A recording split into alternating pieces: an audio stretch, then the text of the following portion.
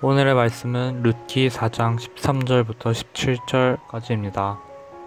이에 보아스가 룻을 취하여 아내를 삼고 그와 동침하였더니 여호와께서 그로 잉태케 하심으로 그가 아들을 낳은지라. 여인들이 나오미에게 이르되 찬송할지로다. 여호와께서 오늘날 내게 기업 물을 자가 없게 아니하셨도다.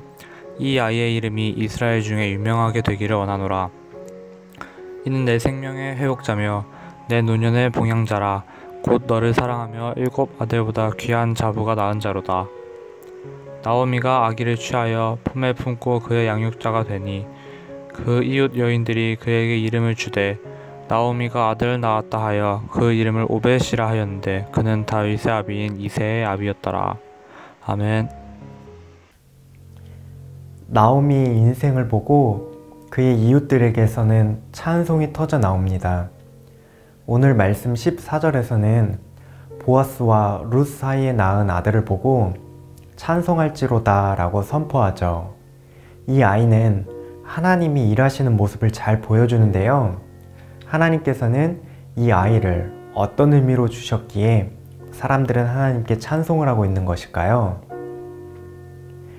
나오미가 살았던 베들레헴, 빵집이라는 뜻을 가진 베들레헴에는 지금 빵이 없습니다. 흉년이 찾아왔기 때문입니다. 흉년을 좀 피해보려고 했을까요? 나오미와 그의 남편, 2 아들은 모압으로 떠납니다. 거기에서 나오미는 모압 며느리 2를 얻습니다. 그렇게 10년이라는 세월이 흐릅니다. 나오미의 사정은 좀 나아졌을까요? 안타깝게도 타지에서 남편은 죽고 아들 2도 죽었습니다. 남은 건 이방 며느리 2뿐인데 그중 하나도 나오미 곁을 떠났습니다.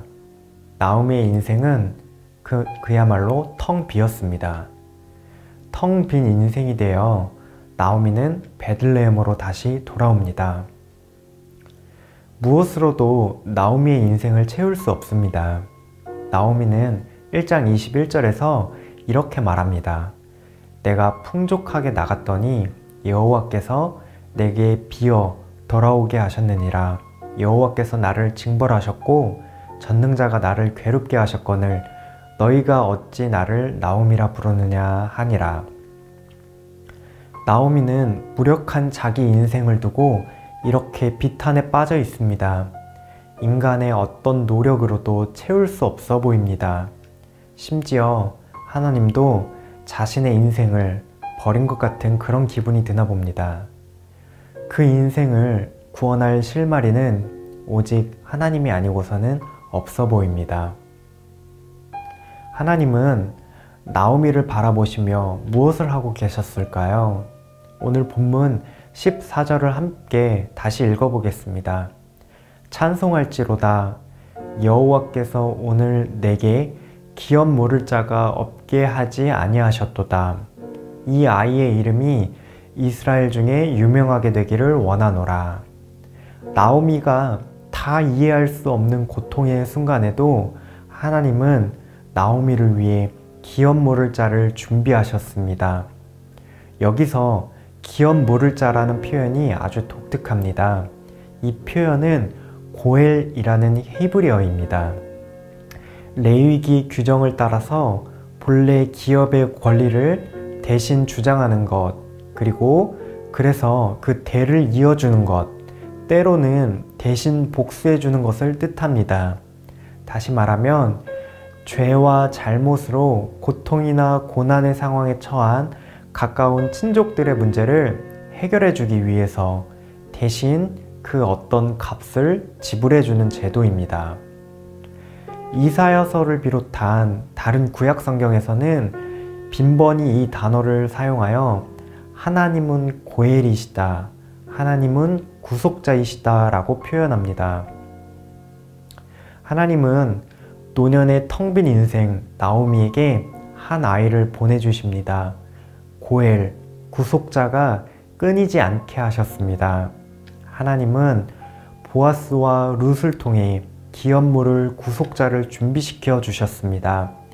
그렇게 하나님은 친히 나오미의 인생의 구속자가 되어 주셨습니다. 나오미가 그의 인생을 채워가는 데 필요한 모든 대가를 보아스와 룻을 통해서 채워주셨습니다. 하나님은 구속을 통해서 나오미의 인생을 원상복구시켜 주시고 회복시켜 주십니다. 생명의 회복자요, 노년의 봉양자를 주셨습니다. 텅 빈 인생을 다시금 채워주십니다. 이런 하나님의 역사를 바라본 이웃들은 고엘, 기업 물을 자를 허락하신 하나님을 찬양할 수밖에 없습니다. 보아스를 통해 낳은 오벳은 우리가 잘 아는 다윗의 할아버지입니다. 그리고 다윗을 통해 온 인류의 고엘, 온 인류의 죄를 대신 물러주신 예수님이 이 땅에 오십니다. 죄로 물든 우리의 인생도 나오미와 같이 공허하고 고통스럽기 그지없습니다. 우리의 힘으로는 스스로의 인생을 구원할 실마리가 전혀 없습니다. 하나님께서는 우리의 모든 죄의 비용을 대신 지불할 고엘, 구속자를 이 땅에 보내주셨습니다. 그분이 바로 유일하신 아들 예수 그리스도이십니다. 예수님은 십자가에서 우리의 죄와 사망은 모두 거두어 가시고 그리스도께 속한 새로운 생명과 모든 은혜를 우리 안에 채워주십니다. 진정한 고엘이신 예수 그리스도를 보내주신 하나님은 참으로 찬양받기 합당한 분이십니다. 오늘 말씀을 기억하시면서 함께 기도하시겠습니다. 하나님, 우리가 때로는 인생에 텅 빈 듯한 그런 공허한 순간, 고통스러운 순간을 마주할 때에도 우리를 구원하실 하나님 한 분만을 바라보게 하여 주시옵소서.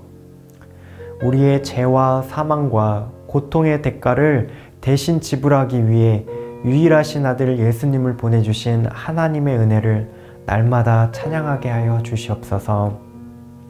하나님은 예수 그리스도의 십자가를 통해 우리의 모든 죄와 사망의 값을 대신 지불하셨습니다. 이 놀라운 하나님의 은혜로 하루를 채워가는 청년 가족들 되시기를 바랍니다.